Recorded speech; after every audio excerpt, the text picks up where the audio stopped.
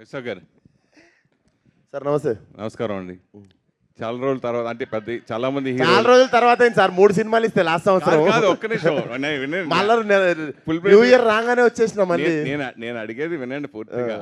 హీరోలు చాలా మంది లేడీ గెటప్ తో కమల్ హాసన్ గారి దగ్గర నుంచి చాలా మంది హీరోలు లేడీ గెటప్ తో చేశారు. కొన్ని సినిమాలు సాంగ్ లో కనిపించడం, especially madam cinema Rajendra Prasad గారు లుక్ సేమ్ మేడం లుక్ కనిపిస్తుంది. సో వాళ్ళని ఏదైనా మీరు ఆదర్శంగా తీసుకుని మీ కొంచెం ధైర్యం చూసి మీరు ఈ క్యారెక్టర్ ఒప్పుకుని చేశారా అంటే? ఆదర్శంగా తీసుకుంది అయితే వాళ్ళ ధైర్యాన్నే సార్. వాళ్ళు అంటే డెఫినెట్లీ చేసినందుకు అంటే వాళ్ళు డేర్ చేసిరు, మనం ఎందుకు చేయొద్దు అన్నది మెయిన్ ఇన్స్పైర్ అయింది వాళ్ళ డేరింగ్నెస్ నుండి. అండ్ రిఫరెన్స్లు అయితే ఏం లేవు సార్. నేను ఏ క్యారెక్టర్ చేయాలన్నా దానికి సంబంధించిన సినిమాలు చూడడం ఆపేస్తాను. ఇప్పుడు పోలీస్ పాత్ర వేస్తున్నాం అని పోలీస్ సినిమాలు చూసి వస్తా.